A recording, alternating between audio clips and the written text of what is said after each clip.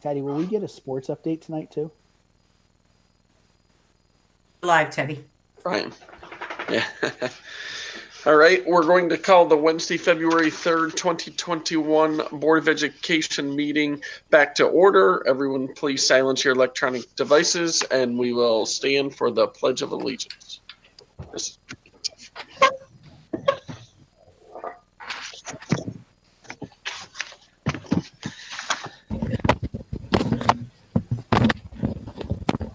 Pledge of Allegiance To the the flag of the United States of America, and to the republic for which it stands, one nation, under God, indivisible, with liberty and justice for all. All right, thank you. Additions and deletions to the agenda since Friday mailings. We're going to have two personnel. 7.3 is going to be the resignation of a long-term substitute elementary teacher. 7.4 is the resignation of a student family support specialist. We'll have an addition to information items as a student nurse will be at the middle school nurse there. Okay. Do we have a motion for these additions? Okay, Mr. Ross, second, Mr. Hislop, all in favor? Aye. I need a motion for the acceptance of the minutes of the January 20th, 2021 meeting. Mr. Ross, Mr. Engel, all in favor? Aye. Okay. Awards, honors, recognitions, we have none. Hearings and petitions, we have none. I need a motion for one or all of the business considerations. Make a motion for all, 6-1 through 6-7. Okay, do we have a second? Mr. McFerrin, any discussion? Thanks for the donations. Yeah, we would like to thank GE Gas Power for $950 for the robotics team. And I think that's the only one. So, all in favor? Aye. Aye. Okay, I need a motion for one or all of the personnel considerations. Motion for all, 7-1 through 7-4. Okay, do I have a second? Mr. McFerrin, any discussion? All in favor? Aye. 8-1 through 8-6 are informational items only. Special reports, Board of Education. I have nothing to report. To any other board members have anything they would like to discuss? I will turn it over to Dr. Bailey. One of the topics I wanted to discuss with you tonight is the very recent decision by the governor and the State Department of Health around athletics. And I actually asked Bob Dorrance to hop on and join us. So I'm going to ask him to do that. And in the meantime, I'll go on with some of the other things I wanted to discuss with you. I sent out a communication before our meeting tonight concerning the half-day professional development day tomorrow. Pre-K to 4 will be on a shortened day. There will be beginning dismissal at 11, and then 5 through 12 and any self-contained classes in 5 through 12 will be fully remote tomorrow. It's too difficult to do the transportation for all students pre-K 12 in a situation when we have a shortened day. But the big part of the announcement from what I sent out earlier is that we expect to return grades 7 through 12 to in-person instruction beginning on Tuesday, which I believe is the 9th. And it'll be the first of a yellow day rotation, so the yellow cohort will be coming in. As a backup to that, you know how much we've been struggling and trying to be able to transport all of our students every day. For a span there, we had to close down our elementary schools in order to be able to transport kids and take turns basically being in attendance. So in addition to reopening to 7 through 12 next week, we're developing a plan so that if in the event we end up with a driver shortage again, or there's a COVID issue that makes it impossible for us to transport, that we will have a fallback plan where we can transport a portion of a cohort. So in other words, right now the district's split in half. We have a yellow in the north and a green in the south, that we may split it again and actually have quadrants. So we have 4 different. area can't transport every child. We want to allow at least some of our children to come in for in-person instruction. And able to thrive in a fully remote setting, and for some of our kids, they have not. And we don't want a repeat of where we've been with various COVID shutdowns at the 7 through 12 level and issues related to transportation. So in addition to opening next Tuesday, we'll be sharing with families in grades 7 through 12 our plan for how we will transport and what that schedule will look like in the event we have a reduced ability to transport. And I'll let you ask questions about that, because there's probably some discussion that you want to have.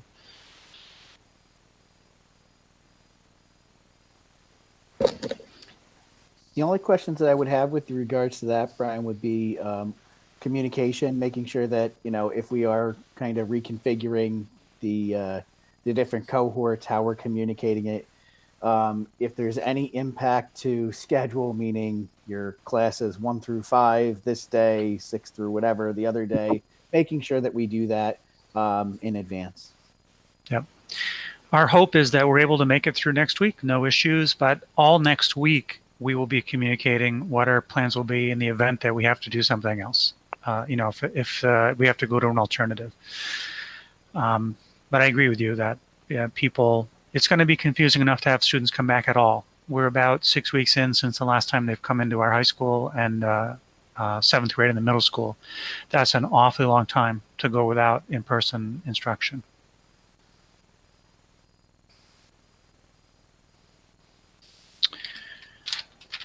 I asked Bob to join us for our discussion about athletics. So 2 Fridays ago, the governor surprised everybody by making an announcement at the end of one of his daily presentations, news conferences, saying that the state and the State Department of Education, or State Department of Health, were going to approve high-risk sports. With the caveat, it was going to be up to the county departments of health to make decisions about when these sports could begin. And you know that we've modified sports seasons throughout the year because of the fall, the limitations we had in the fall. And right now we're in winter. We should be having our girls and boys basketball teams, a wrestling team, indoor track. They would ordinarily be practicing under these circumstances. We already have our bowling team. And Bob, what's the other team? I forgot. Boys swimming and diving. Thank you. Boys swimming and diving have been practicing and competing virtually since around the break, before the break. So now the question is, when and how will we begin these high-risk sports? The magic number for the county departments of health is 4%. They want our county average to be below 4% for 7 straight days. What that means is if 100 people go in and test, no more than 4 of those 100 can test positive. I think right now the numbers look great in the county. We were down to 2 digits today. I think it was 86, down from crazy numbers nearing 400 just after the break. So we're down to 86, and I think we're about 5.5%. So if we continue at this rate, we'll probably be at 4% by the time we hit February break.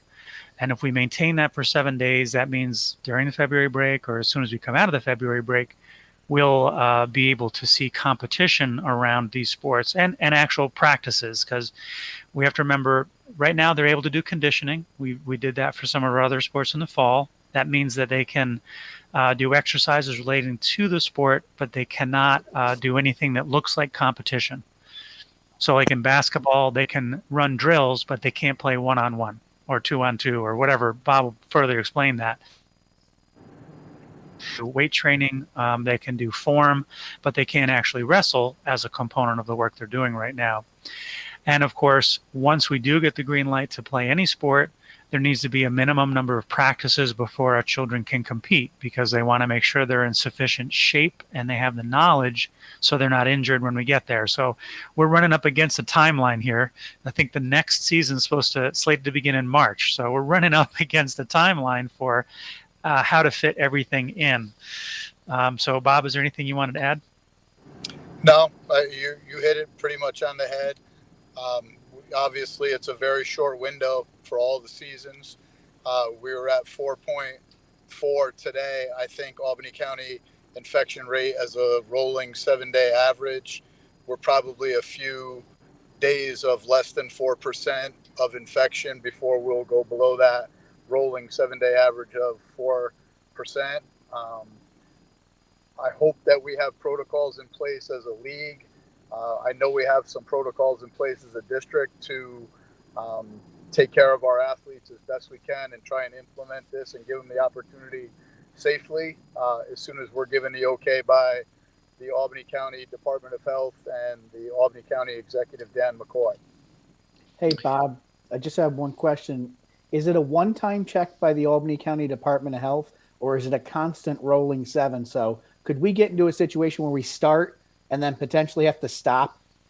We can, and that's an excellent question. We've been talking about that in sectional meetings, talking about that in league meetings and with NISFA. So if we go below 4% and we get the approval to start and we begin on, say, Monday the 7th, which is overly optimistic, but let's just use that as an argument's sake. We practice the 7th, 8th, and 9th, and then we go over the 4% threshold. We would be on what is they're going to call a pause, and we can continue to have open gym settings, but practices won't count towards the minimum number of practices when we're on a pause. Now, NISFA is trying to get clarification from the Department of Health on that. So that's still something that's up in the air. But as of right now, what we're talking about, if we go above the 4% threshold and are paused again, practices while we're above 4% will not count towards the minimum. Is it a day for a day, or do you have to go a full 7 days again? Nope, it's day for a day. Okay. Hey, Bob, is there anything about testing our athletes? We actually will be meeting we met as reopening committees today, operational reopening and instructional, and then we actually have a meeting for our athletics.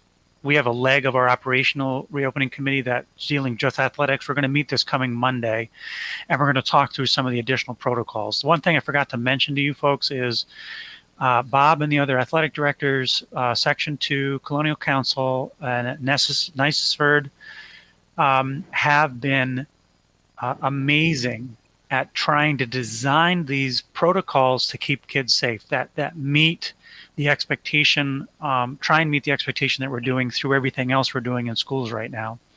As for instance, the section in the most recent discussion last week, they decided that there would be no spectators because it breaks our envelope. We already are making a choice to bring student athletes in from other schools. We don't want spectators in for contact tracing and all kinds of other reasons. At this point, that may change. And we're talking about how we're going to broadcast sports. We have a camera that's being set up in the gymnasium right now to ensure that we're able to broadcast there. But we're going to figure out a way similar to some of the other athletics that have happened in the fall and the early winter season that we're able to broadcast so that families can see their children compete. Hey, Brian, just with regard to competitions, who will be responsible for testing the referees?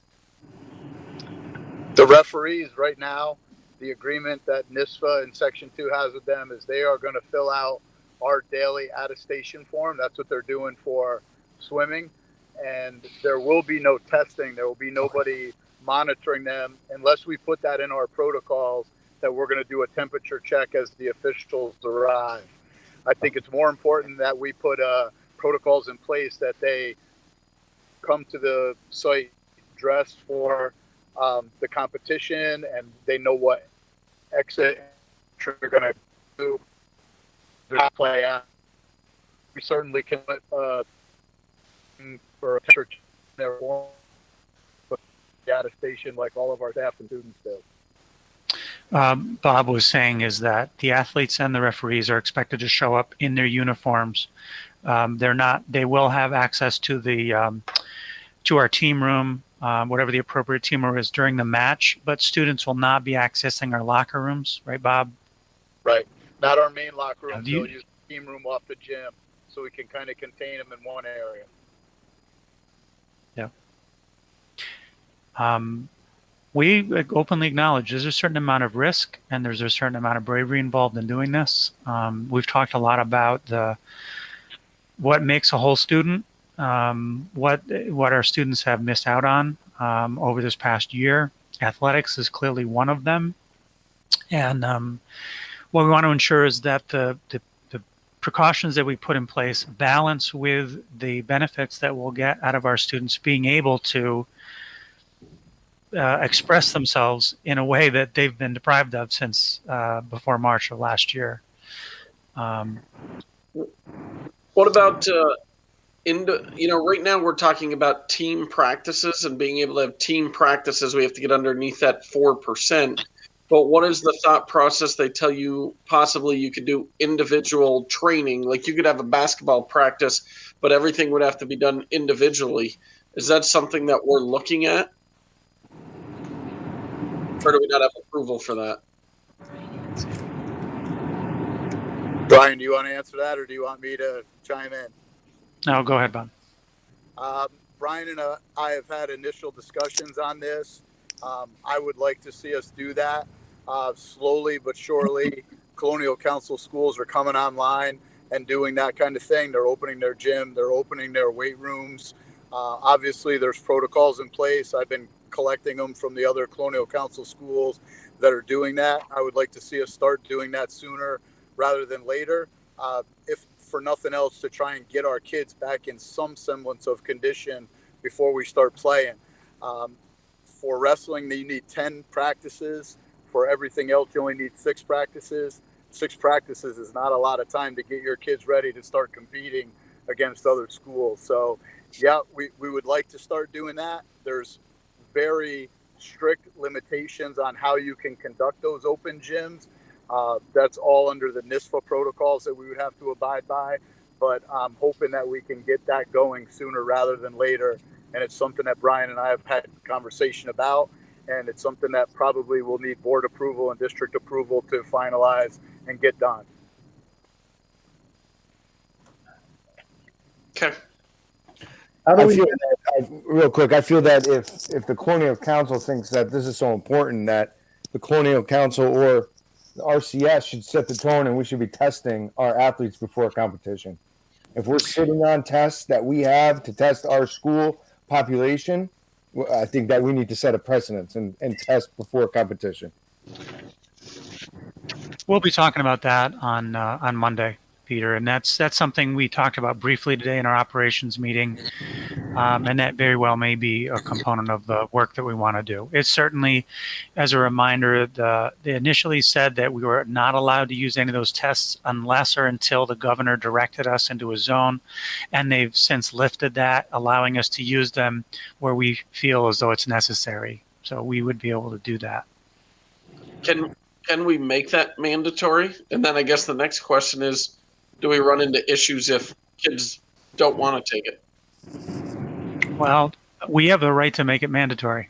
If you want to participate, we can make it be an expectation of that. Just like, it's a good question. So in a day-to-day, we asked people to fill out a consent form. I think we'll talk about it in the committee and see, is that a component of our athletes' consent if they want to participate in athletics, which are competitive and they're physical and they're in proximity, would they agree to be a component of this testing protocol? We will talk about it on Monday. Yeah. To Brian's point, the state guidelines for phys ed are 12 feet apart, right? And one of the questions came up, well, how can we have phys ed classes where kids are 12 feet apart and athletes are then competing in high risk or contact sports? And NISFA's response to that was athletics are completely optional and physical education classes are mandatory. So we're taking extra precautions in physical education classes, and we're giving parents the option and the opportunity for their kids to participate in athletics. And, there may be other guidelines that those kids have to follow to be able to do that.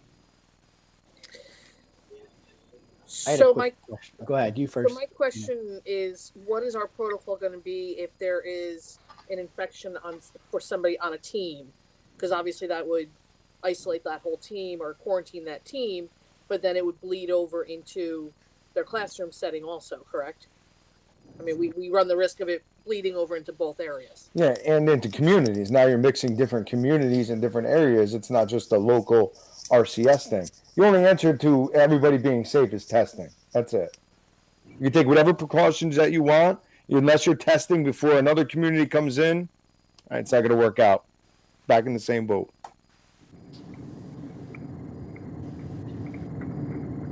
How do we manage the idea of practicing with kids that are not in school? You're talking about half the school being there, maybe. If transportation gets bad, we could have a quarter of the school there.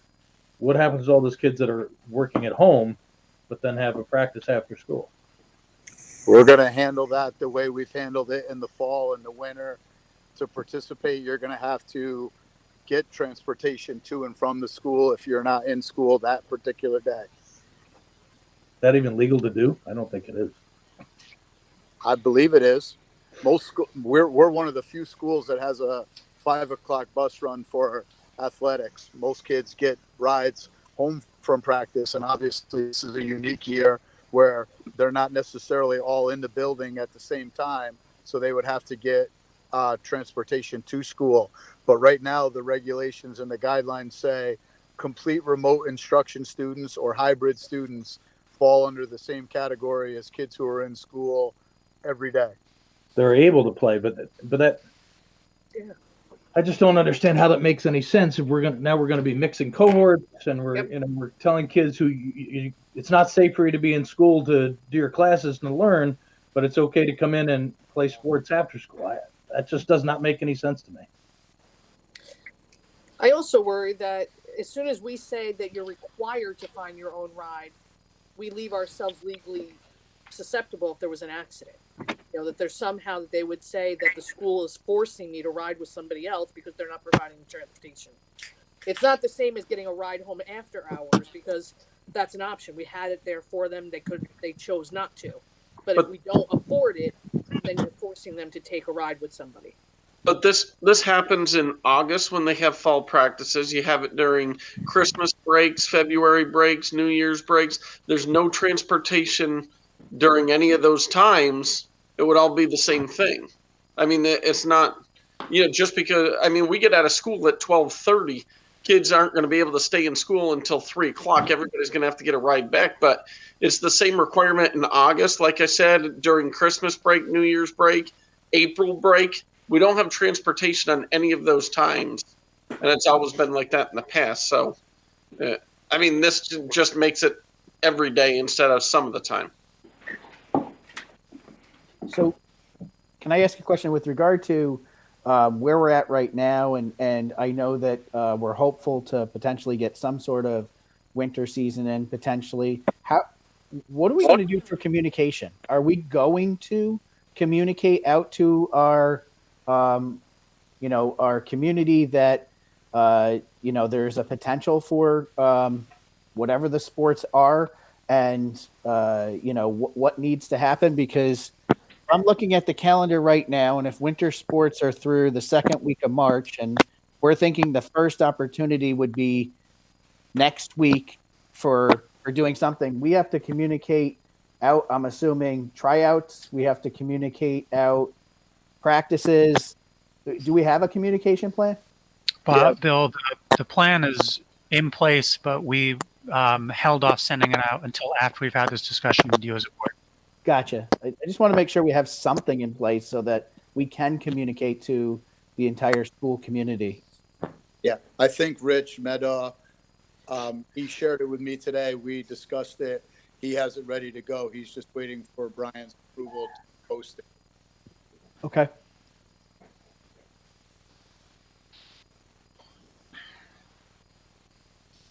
So I think that within that communication plan, obviously, if we're asking some of these questions about if it's testing, if it's, crossing the different populations and whatnot, our school community may be asking the same kinds of questions. So hopefully we have, we might have some either prepared answers already for what we think frequently asked questions may be, or if there are things that are still being decided, letting folks know that there's continued discussions and we're still coming to decisions on some of these items.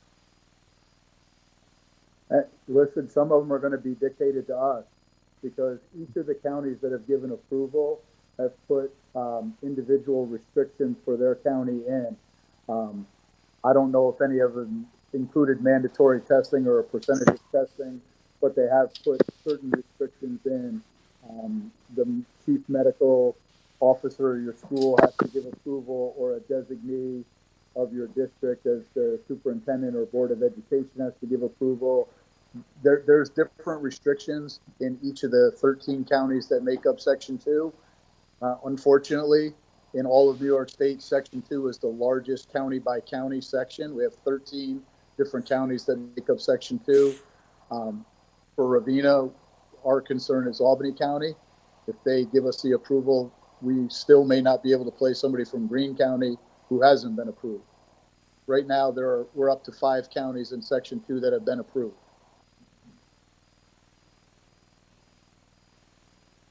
So I guess some of those questions that you're asking, Bill, are going to be answered more readily when we get to the point where, County Legislator McCoy or the Department of Health, Elizabeth Whalen, says, okay, we're at the point where we can give you approval, but here are the other restrictions that we're going to impose. Okay. So they'll give us some guidelines upon approval? Yes. And then we'll have to mesh them together with the protocols and the guidelines that we already have in place through the Colonial Council, through Section 2, and through NISFA. So NISFA is the least restrictive group because they're the governing body of all of New York State. Then Section 2 can be a little bit more restrictful because they're in our area. And then leagues and school districts have the ability to be even more restrictful. They can't be less restrictive of those protocols that come down from NISFA or from Section 2, but we can certainly impose additional protocols and be more restrictive at the school level or the league level. Bob, do we know how they'll handle inter-county play where, let's say, you're playing somebody in Columbia County and that team has an infection? How are they communicating that information to the other school, to the other team? Who's responsible for that? Is it the Department of Health in each of those counties? That's a great question. And really, the whole idea right now is we're looking at playing strictly league play. So the Colonial Council ADs, which are in communication on a regular basis, the principals who are in communication on a regular basis are, going to be able to communicate that kind of stuff in a, much more quickly and have that information more readily available. We have contract tracing protocols in place. We used them in the fall and we're using them in the winter right now. We'll obviously expand them as we get to the high-risk sports and teams that have more players on them. But that's kind of the plan, is that you stay within your league and you don't play teams outside of your league. They might be outside of your county. The Colonial Council is made up of schools from 5 different counties alone out of the 13. But they would be league schools that we're communicating with primarily. Now, the one exception to that will be in the fall 2 season that starts in March, which will be football. And that's not a league sport. It's a classification sport. Right. And I have a meeting tomorrow afternoon on that. We're going to try and put the teams into pods, try and put them into groups, and develop protocols amongst all 5 classifications. But everyone will know ahead of time who they have to contact for tracing purposes, because they're going to know exactly who's on their schedule and what the teams are that they would be coming in contact with. Bob, is Section 2 limiting sports to just varsity JV? Are they including modified or freshmen? Some leagues are including modified and freshmen. We don't have a lot of freshman sports left in the Colonial Council. We had discussions about modified, and because of the late start for winter sports, because of restrictions on facilities, people are using auxiliary gyms to store equipment in. We're one of them. Because of restrictions on transportation or maybe financial issues that this COVID pandemic has put on districts, the league decided as a whole to try to get JV and varsity off the ground for the winter season, not run modified sports in the winter, And then when we get to more outdoor sports, the only sport that would be indoor for fall 2 and spring would be volleyball, to try and incorporate the modified for those remaining 2 seasons. Now that'll depend on what happens with each of the schools in our league. But right now it was unanimous for the winter season to try and get JV and varsity off the ground, and, unfortunately sacrifice the modified to try and do that, in hopes of maybe getting modified kids back out on the fields in the spring and the fall 2 season.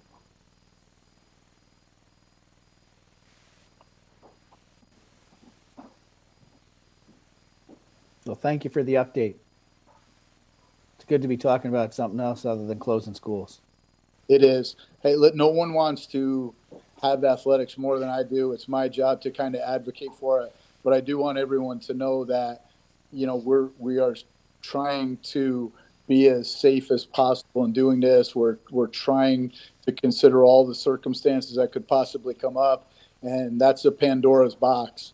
As one door opens, there's another issue that you have to deal with. But we are meeting on a regular basis as ADs across the section and with the representatives from NISFA to try and offer these kids the opportunity to play, but to do it as safe as possible and to make sure that it has as minimal effect as possible on academics, which all of us agree is the number one priority.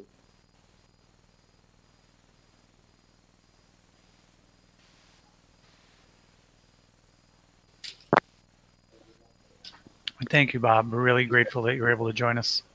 Thank you. Yep. Thank you.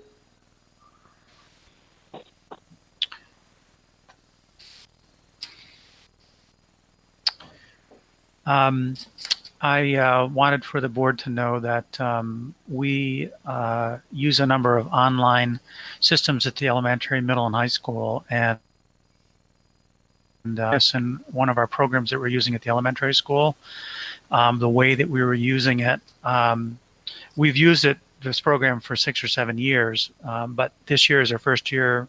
Last year is our first year of purchasing it. We've used it free versions of it. We have a purchased version this year, and the way that one of our classrooms was using it, actually probably more than one, was using a single stream login rather than individual student accounts. And we had an issue where someone was going into those student accounts because they could see all of them, because it's intended to be remediation. They go in and do practice work, they write examples so the teacher can see them. Someone had gone in and written some threatening messages basically in the student's account, so like on their chalkboard. Very upsetting to our families. It was a younger grade level class. What it caused us to do is we did a broad scale reevaluation of how the software is used. We had accounts set up for all these students beforehand. We've assured that all of them are using their individual accounts and they're password protected. The Albany County Sheriff is helping to investigate because the words that were written there are in nature. And they've involved their juvenile investigative unit as well. We've sent out a couple letters to families. Families are upset. I'm not positive actually that any of the kids saw the words, but the families did. And all of us know as a parent, seeing anything that's threatening about your children is very unnerving. So the investigation is ongoing. The company that actually hosts the software is cooperating with us. They're helping us discover the IP address of where these statements or when these statements were placed in the account.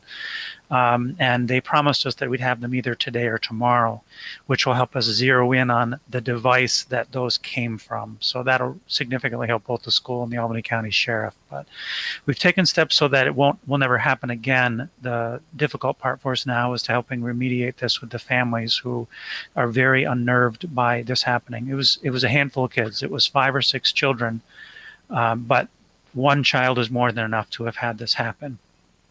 And you may know, there's all kinds of parameters around 2D compliance throughout the state where we're expected to have met a threshold for protecting student identity and their rights online.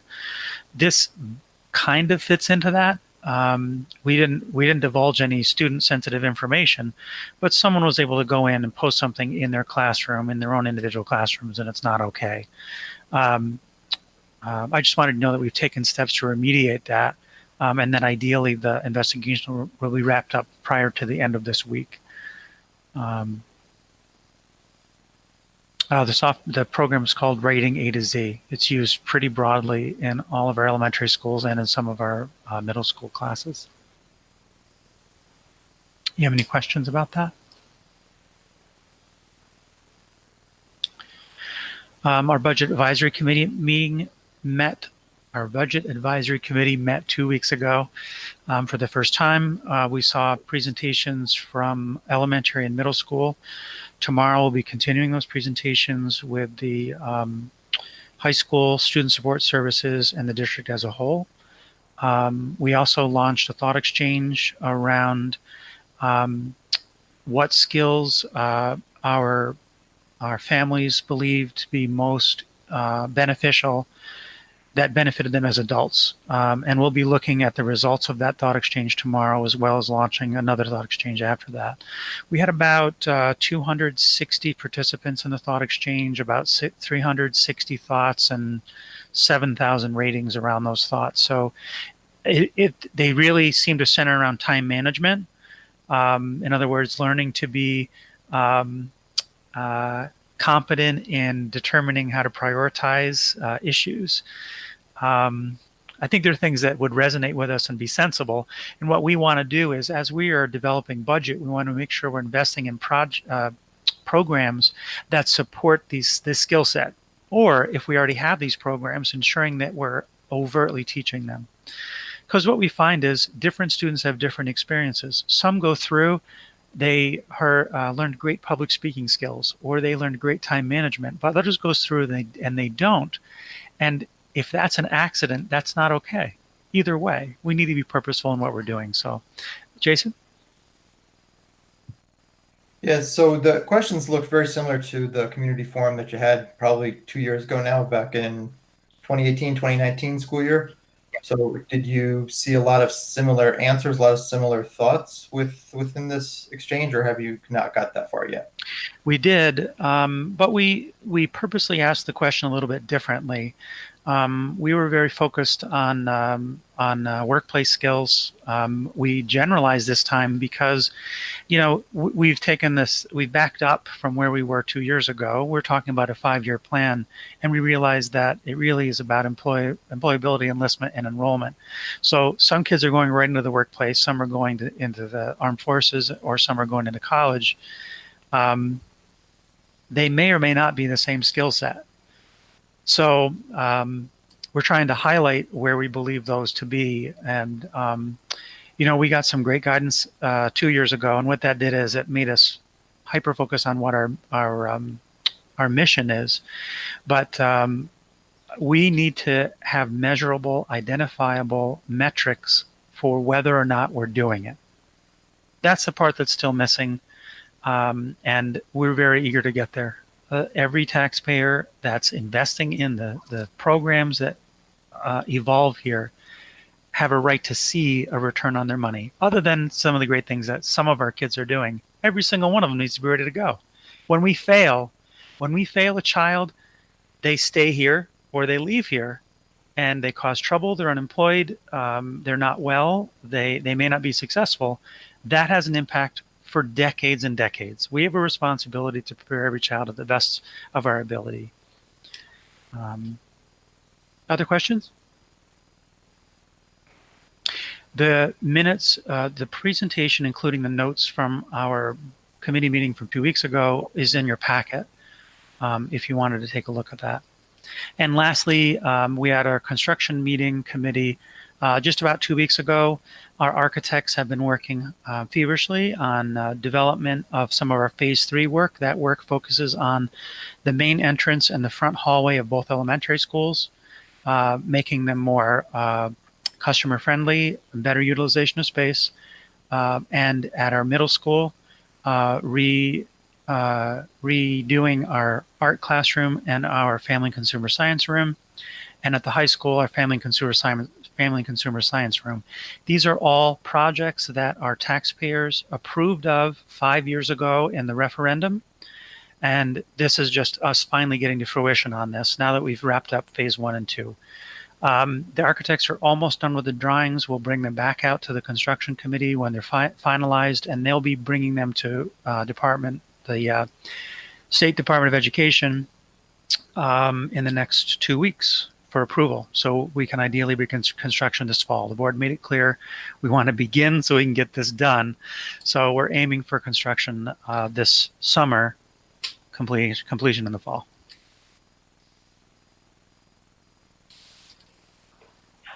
Okay, Mr. Engelhardt.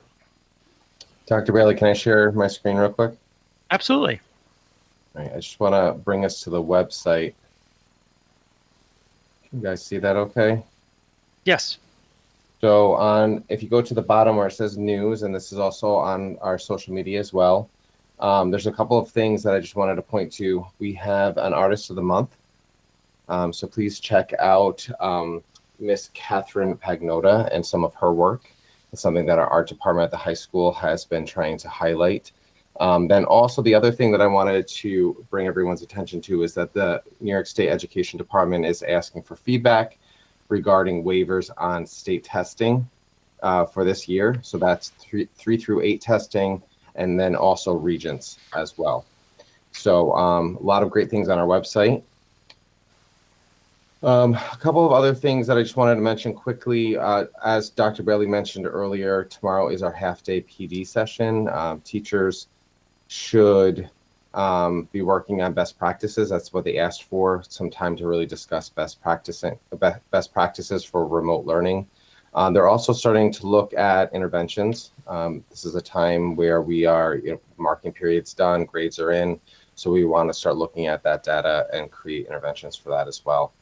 To go with our Artist of the Month, just another highlight for our high school art department. This is their first year that they have actually formed and are participating in an Art Honor Society. So congratulations to them. Some music news, the Tri-M Music Honor Society also inducted some recent students. So congratulations to those students. And hard to believe, but NISMA is holding some virtual festivals. So prep for that is already underway. I wanted to jump ahead. I know Ms. Shackleton's not here today, but in our board agenda, there's the Cni minutes. So Cni committee did meet. The two main topics was the review and the adoption of a textbook, an 8th grade textbook. I think everyone was very comfortable with the textbook. So it looks like a very easy read with nothing controversial within that textbook, so it'll be fine. The other thing is they talked about, it was something that was brought up at the board level around just the social interactions for students during this time. So we had principals and student support staff talk about some of the social emotional supports they have in place. And then as we had discussed, there's a virtual club fair that if you go to our Facebook page, you would be able to see all of the clubs that are happening during this time. So something that can kind of shoo those winter blues away. So feel free to take a look at those as well. That's it for me. Fred, you mentioned testing. Is that on? Are they doing that this year? They canceled. How is that going to happen in cohorts and remote learning? So one of the things that I had discussed at the last board meeting too was that with 3 through 8, because we have the capacity to do online testing, and we had been building that capacity, they were discussing the possibility of still doing 3 through 8 testing, but doing it virtually online. How that's going to work well with students who might be at home as opposed to in school is something that I think they're trying to discuss. We still had to do kind of a capacity check with the state platform a couple weeks ago. So we had kids jump on, check out the platform to make sure it worked. We have a feeling with these waivers that will be waived. The same with Regents. At this point, we haven't gotten any indication on whether or not June Regents are still on. There's whispers that it won't be, but all of this feedback around the waivers is what we're kind of waiting on at this point. So feel free to go to that New York State website and give some feedback. Okay, thank you. We will turn it over to Mrs. Moran. I am going to share my screen, but before I do, I'm just going to talk a little bit about the state aid today. I'm almost putting the cart before the horse because since the executive budget, there's been a lot of talk on how some of the changes are going to really affect schools, but we'll go through that. Before I do share my screen, I just want to do a shout out real quick. We talked about that grant that was secured for $950 today. I want to let everybody know that that was Mr. Bevington. He did that, so I wanted to make sure he got a shout out for that. And I also want to remind Mr. Reveille to talk about the OSC audit at the end of this, because Stan has gotten back to us. We are moving in a report fashion. So let me start by going over the state aid.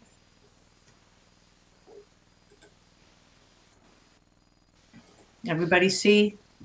You let me know when it's up there. It's up. Okay. Good.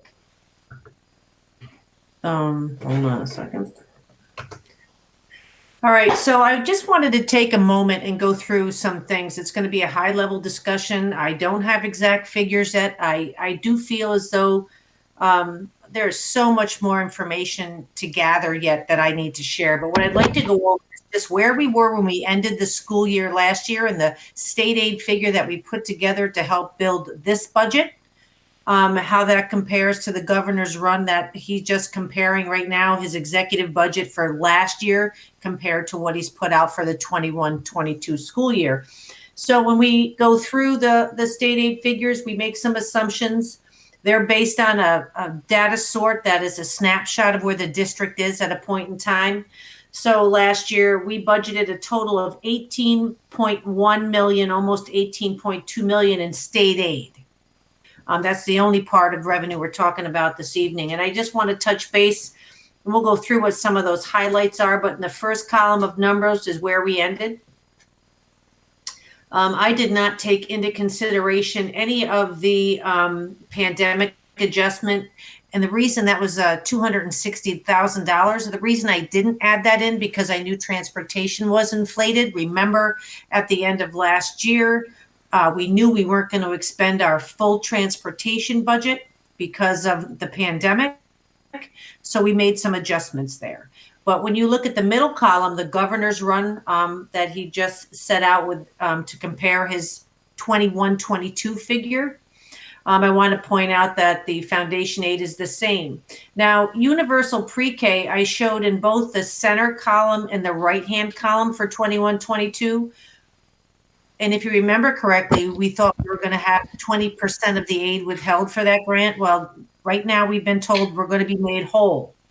I never show that universal pre-K money in our general fund revenue because we account for that in the special aid fund.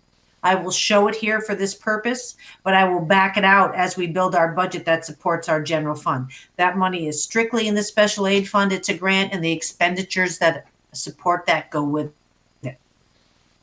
The services aid, you'll see in the center column, again, that's that call for the governor to collapse all of those expense-driven aids. There's 11 of them total right now he'd like to collapse. The highest ones are BOCES and transportation. Again, we talked about this last year. It's something that we do not want to happen. We don't like that. It limits us. It'll limit us in the future. If we do compress all of those expense-driven aids. The pandemic adjustment is that $263,000 figure that I just spoke of it. I was off, I said 262. But as you'll look right now, the pandemic adjustment that they're going to back out is 1.6, almost 1.7 million.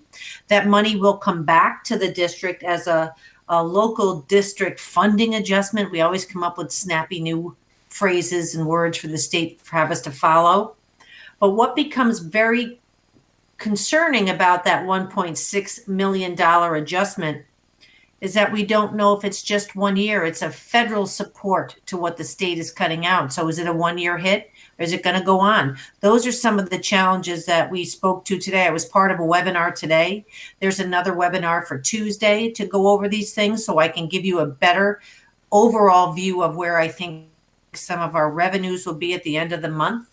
And I think if you look at the very bottom of this spreadsheet, the most alarming thing for all of the business officials in the meeting today was the governor is now counting the STAR payment as part of the aid.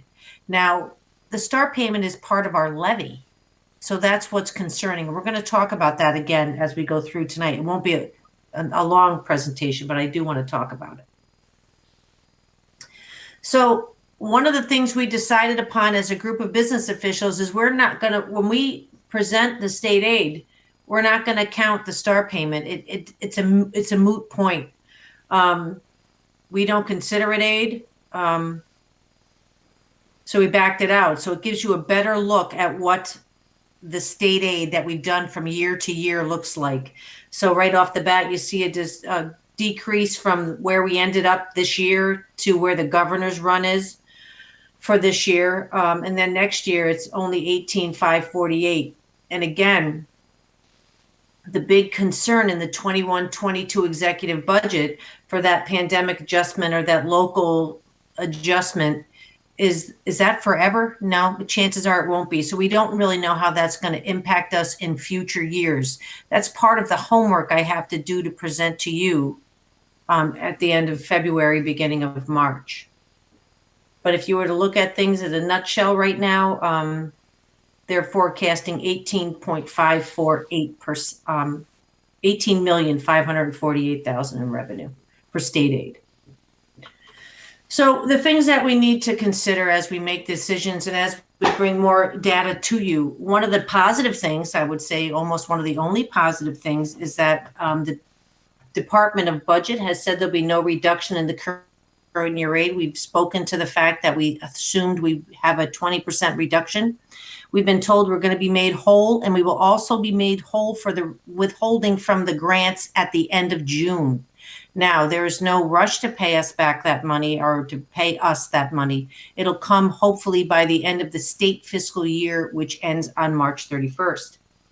Again, the STAR payment is a big, big unknown for all of us. We all sat there scratching our head today, not even knowing how that's why it's even in the budget figure, but we'll deal with that.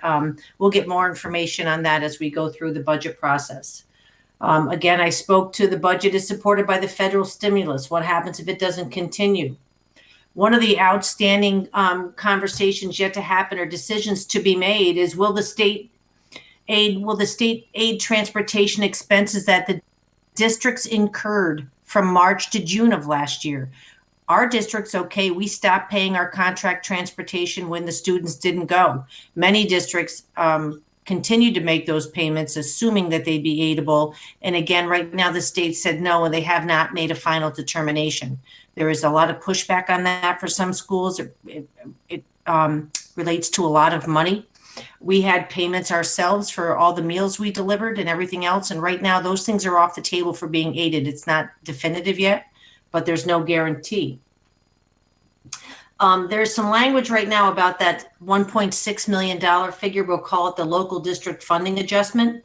And that the real net figure for that is the difference between that and that CRRSA, which is the phase 2. It's all, they're calling that $1.6 million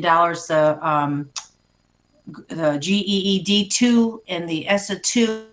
That'll be a headache for Fred and I as we have to write the application. We have to apply for the money. We'll have to get the money. It's a headache. And that was another common thread today in the meeting. Not only do they make it more challenging, they make us jump through more hoops to do this. And it's going to be interesting. But the difference, just so you have an idea, between that local district funding, that $1.6 million, and the STAR payment for our district is $327,000. So that would be a deduct. And I talked about the pre-K funding. I don't keep that in our general fund. Okay. Again, the biggest issue, as it has been for the last few years, there's been a proposal year after year to collapse and consolidate the expense-driven aids.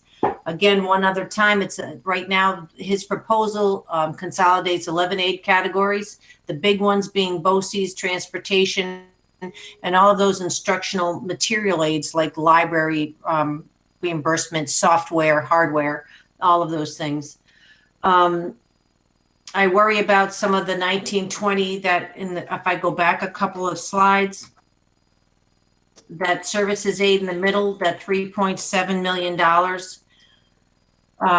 it's lower. So if things are based on that figure, that was lower last year. So that's concerning to us. We don't know what database is actually going to be the driver for if there's a collapse in those expenditure-driven aids. Now, if they take our projected figures and it's a little bit higher, good for us. But again, those are other questions we do not have answered yet at this point in the ballgame. The projected data is as of 11/15. And again, I spoke already about the transportation expenses and if they're going to be aided. Again, our district's in a little bit of a different position because we didn't pay for contract transportation. But again, some districts did. Give you an idea, just foundation aid, it's a large portion. It starts off at about $11 million. And I want to let you know that it's been frozen now. They're projecting a third year freeze for this current 21-22 school year. But to give you an idea where it was in 17-18, 18-19, it was at $10.9 million in 17-18, $11.3 million in 18-19. So for the third year for 21-22, they're projecting or estimating that it be frozen again. And to give you an idea, in 9-10, 10-11, and 11-12, it was frozen at $10,419,720 before the formula was reinstated and it started to go up. If you remember correctly, we had that gap elimination adjustment way back when, a few years ago. We all took a huge hit. It took years to even get closer to that. And now we're headed back down that rabbit hole. All right, so for our next meeting on February 24th, what you can expect as a Board of Education is that we will project the current year state aid and again compare it to budget. So what I mean by that is I'm going to look at our current funding levels, where we are with state aid, and what I hope to end the year with this year compared with what we budgeted for this year. We'll show that. Again, that'll have it'll have an impact on fund balance, whether it be positive or negative. We'll find out as we go through it. I'm assuming it's going to be a negative, or lower than what we budgeted. I'll be able to finalize the tax cap data for you the next time we meet. Some of the things that are creating me not to have that information finalized is that Coeymans pilot, the bigger one we talked about last year. We have to get some more information on that. Then we'll be able to give you the final information that's going to be submitted on March 1st. We'll take all the next 3 weeks to review all those expenditure-driven aids, to meet with state aid planning, to go through everything, to make sure that our public and our private cost aids, those are for our students that are educated outside of our district, either in a BOCES setting or a private setting. We get a large portion of money. Fortunately for the district, they're not part of that collapsed aid. But again, we always like to make sure that they're done correctly. We utilize Questar 3 in the state aid planning service for that, which means that consistently from year to year, we gather as much as we can. We look at all of our in-house programs as well as our residential and day programs outside of the district. And then I'll be able to give you a fairly comprehensive preliminary revenue figure at the next board meeting. Again, it was a very high level. I don't have enough information, to be quite honest with you, yet, but by February 24th, we should have an idea. And then knowing how the budget ends at the governor's level after April 1st, we'll know how the aid will impact us. Does anybody have any questions?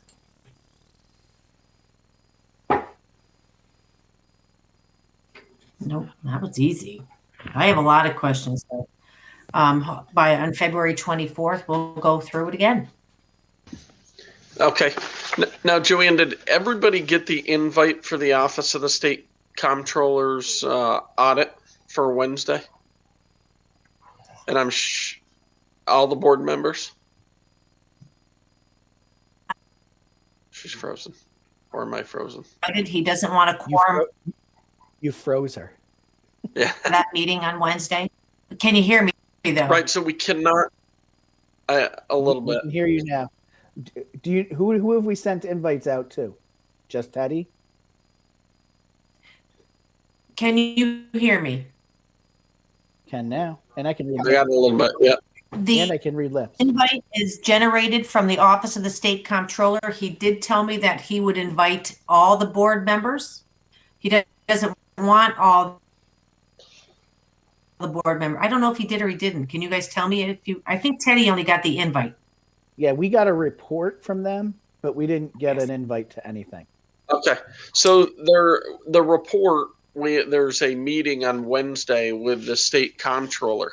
So I'm sure all of you have some free time on Wednesday at 10:30. If any of you would like to join that WebEx meeting, I can make sure that you get included on the invite. Just shoot me an email and I'll make sure you get added to the list. I think it's 10:30 Wednesday, right, Joanne? Yes. And I also would share that Mr. Stanley K said, again, he doesn't want it to be a quorum. It can't be. But if somebody wanted to speak to him in general, or he'll be more than happy to speak with anybody. If you want his number, Teddy can give it to you, and he'd be more than happy to discuss the meeting with anybody. Yeah, we just have to make sure we don't have 5 people. So let me know and I can shoot it out. Teddy, I'll volunteer not to come. I don't want it to get to 5 either. Yeah, I'll send that out to the audit committee people. Yep, and the only other thing I think you should keep in mind is that report, Bill, is confidential until it's released. They anticipate it to be released around March 5th. This is strictly for the Board of Education, and it won't be made public until after March. Then we can discuss it in public. Okay. Okay, our extracurricular activity fund. It's usually, never brought up in our audit meetings. Okay, anybody have any new business to discuss?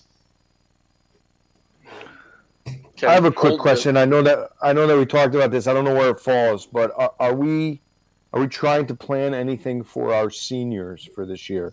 I know that we talked about yearbooks. I know it's months away. Is anybody thinking about anything? I don't know. I got some ideas, but I got lots of questions. Brian, you're on mute. Dr. Paterni has been meeting with student senior class advisors and a number of seniors bi-weekly for the last couple months, and they have hatched a cornucopia of plans. They're trying to be realistic about how they feed them out, not knowing what the status will be for New York State or our region in general, but they have a lot of ideas about where they want to be between now and June, including we were just having conversations about graduation, making sure that we're covering all of our bases, including making sure that we have the convention center in place in the event that we're able to hold a conventional ceremony. So we're starting from normal and then working our way backward to, if we can't be normal, what are the other things that we can do? But I'll ask Peter when they expect to start sharing those out. They have mapped out the rest of the year. I think they're just trying to settle on some things. So, Dr. Bailey, I wasn't specifically talking about graduation. I was talking about something in lieu of prom, something in lieu of, that's what you meant? Okay. Thank you. Yep.